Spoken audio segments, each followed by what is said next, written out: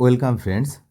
KMC এলাকায় বসবাসকারীরা কবে তাদের বকেয়া ডিএটা পাবেন এবং যে রিপোর্ট ইতিমধ্যে মনিটরিং কমিটিকে যে রিপোর্ট দেওয়ার কথা বলা হয়েছিল, নির্দেশ দেওয়া হয়েছিল সুপ্রিম কোর্টের পক্ষ থেকে, সেই রিপোর্ট কিন্তু ইতিমধ্যে জমা পড়েছে এবং যারা মামলাকারী সংগঠন তারা কতগুলো করে রিপোর্ট পেয়েছেন বিস্তারিত এই ভিডিওতে কিন্তু আমরা একটু জানার চেষ্টা করব। সরকার ক্যালকুলেশন করে ব্যাংকগুলোকে পাঠিয়েছে এমনটা আমরা জানতে পারছি। তা সত্ত্বেও কেএমসি এলাকায় বসবাসকারীদের ডিএ কিন্তু এখনও মেলেনি। বকেয়া ডিএ মামলার সঙ্গে যুক্ত সব পক্ষকে আদালত গঠিত মনিটরিং কমিটিকে রিপোর্ট দেওয়ার নির্দেশ দিয়েছিল সুপ্রিম কোর্ট। সেই রিপোর্ট ইতিমধ্যে জমা পড়েছে।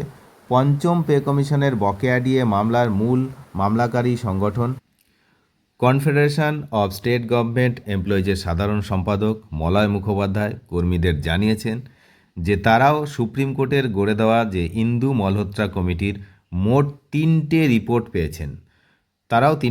পেয়েছেন।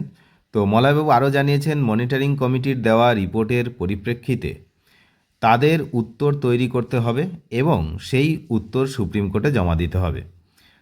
18ই আগস্ট মামলার পরবর্তী শুনানির আগে সেই রিপোর্ট নিয়ে সরাসরি কোনো বক্তব্য তাদের তরফে রাখা হবে না, যেহেতু এটা কিন্তু কোর্টের ব্যাপার। তো এই নিয়ে সরাসরি কোনো বক্তব্য রাখা হবে না এমনটা জানিয়েছেন তিনি। একই সঙ্গে কেএমসি এলাকায় বসবাসকারী অবসরপ্রাপ্ত কর্মচারীদের বকেয়ার প্রসঙ্গ উঠে এসেছে মলয়বাবুর মুখে। তিনি এক ভিডিও বার্তায় বলেছেন, কেএমসি এলাকায় যারা পেনশন হোল্ডার, আজকের আমরা বলছি যে এতটা দুর্ভাগ্যজনক, দুঃখজনক, সরকার একটিবারও চিন্তা করছে না। আমরা সেই 1 জুন মাননীয় মুখ্যমন্ত্রীকে বলেছি, এইভাবে বলেছি আমি, এই যে কলকাতা পৌর কর্পোরেশন এলাকায় বসবাসকারী অবসরপ্রাপ্ত রাজ্য সরকারি কর্মচারীরা 2008 সালের আগে তারা অবসর নিয়েছে। কারোর বয়স 80, 85, 90, এমনকি 100 ছুঁই ছুঁই।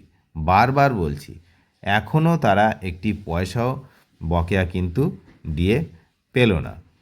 হতাশা কিন্তু রয়েছে এই মুহূর্তে।